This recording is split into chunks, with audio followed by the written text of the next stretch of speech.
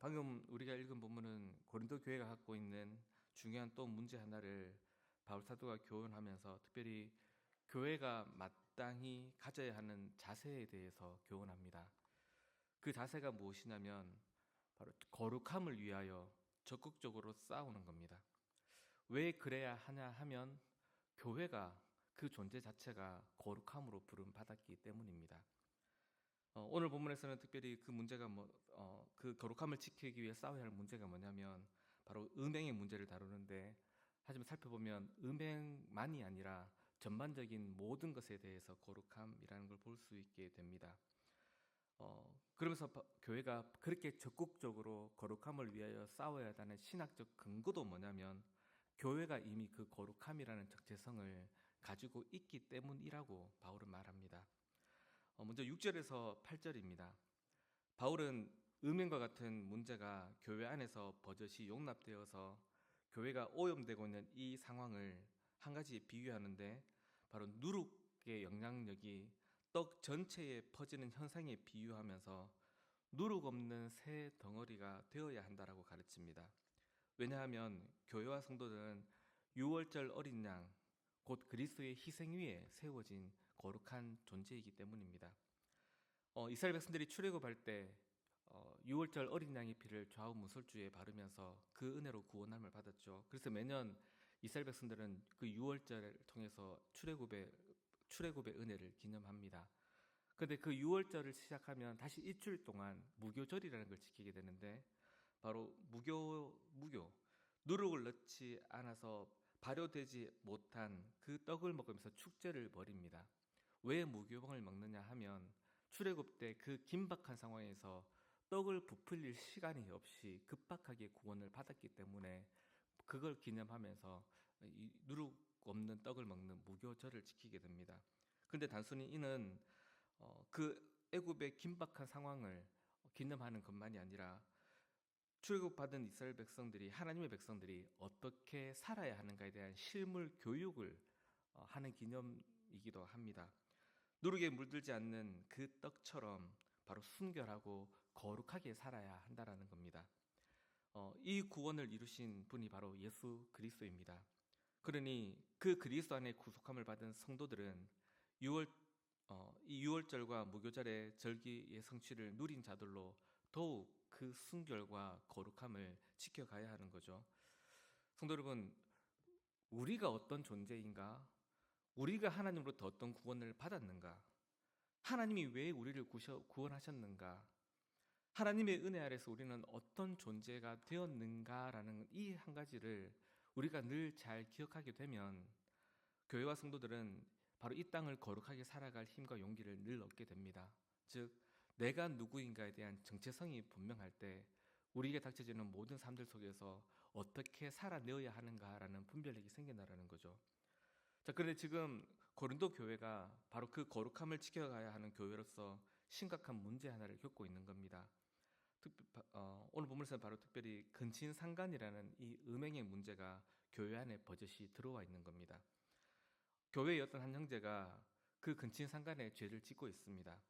그런데 바울은 오늘 본문 전체에서 단순히 그 형제가 그 죄를 지었다라는 것도 있는데, 그것과 더불어 또 중요하게 교회를 향해 꾸짖는 것이 있습니다. 뭐냐면 왜 그 문제에 대해서 안일하게 대처하고 있느냐라는 겁니다. 바로 1절인데 특별히 2절을 보시면 이렇게 말하죠. 그러하고도 너희가 오히려 교만하여져서 어찌하여 통한이 여기지 아니하고 그 일을 행한 자를 너희 중에서 쫓아내지 아니하였느냐라고. 마땅히 통한이 여기고 슬퍼하며 애통하며 이 문제에 적극적인 자세를 가지고 대처했어야 하는데, 왜 그리스도의 거룩한 교회가 안일한 자세로 전혀 반응하고 있지 않느냐라고 꾸짖는 겁니다. 당시 고린도 교회는 이방인 교회로서 그 시대 속에서 이런 성적 문제가 어느 정도 개방되어 있는 문화를 가지고 있었다고 합니다. 그러나 교회가 교회로, 성도가 성도로서 복음을 믿는 하나님의 자녀와 그리스도의 몸된 기관으로 거듭났을 때는 더 이상 그런 세상의 문화를 단순히 자연스러운 문화로 용납해서는 안 됩니다. 예수님을 믿는다는 것, 복음을 믿는다는 건 그저 천국 가는 티켓을 받아놓고 이 세상을 마음대로 사는 것이 아니라는 거죠. 이 세상에서 구별되어 하나님의 말씀대로 거룩한 삶을 살도록 그 삶을 추구하도록 부름 받은 것입니다. 그렇게 살기로 각오하고 다짐한 것이 바로 예수님을 믿는다라는 성도가 된 거죠. 그것이 복음을 믿는 것이고 그리스도를 구주로 영접하는 겁니다. 그런데 지금 고린도 교회는 이런 문제들이 교회 안에 버젓이 들어와 있는데도 그걸 방관하고 있고, 또 무엇보다 근친상간의 문제는 이방인조차도, 당시에 그렇게 성적으로 개방되어 있는 이방인조차도 함부로 행하지 않는 문제인데 그런 문제가 교회 안에 들어와 있는데도 왜 가만히 있냐라는 겁니다. 지금 교회가 그런 문제들에 대해서 심각성을 느끼지 못하는 겁니다. 성도 여러분, 교회가 교회다울 때가 언제일까요? 이 세상이 갖고 있는 그 죄의 모습들이 전혀 없을 때 정말 교회는 교회다울 수 있겠죠. 그런데 또 한 가지 교회가 교회다움을 보여줄 때가 있습니다. 비록 교회가 그런 거룩을 추구해 가지만 여전히 우리들도 죄인들이고 아직 그 습성들이 가득하여서 그런 문제들이 생기지 않을 수 없는 거죠. 근데 이때 교회됨을 어떻게 드러내느냐? 그런 문제들이 없어도 좋겠지만 생겼을 때, 이런저런 문제가 생겼을 때 그 문제를 잘 해결해 내는 능력을 가진 교회가 바로 교회의 교회담을 드러낼 수 있는 교회가 됩니다. 교회는 거룩하지 못한 이들이 부름을 받아 모여서 함께 부대끼면서 거룩하게 빚어가는 성화의 현장입니다. 우리를 거룩하게 빚어가시는 하나님을 경험하면서 바로 이곳에 하나님 통치가 있다라는 걸 고백하게 되는 거죠. 그러니 교회는 바로 늘 깨어서 우리를 거룩하게 부르신 하나님을 향하여 이 거룩함을 위해 늘 힘써 가야 하는 겁니다. 근데 이때 우리의 거룩함을 위해 힘써 갈 때 또 한 가지 중요한 게 우리가 취해야 할 자세가 하나 있습니다. 바로 사랑이라는 자세입니다. 오늘 본문에서도 그것이 드러나는데 바울은 고린도 교회가 이 음행의 문제를 적극적으로 대처하면서 그 당사자를 출교하도록 명합니다. 즉 교회에서 쫓아내는 거죠.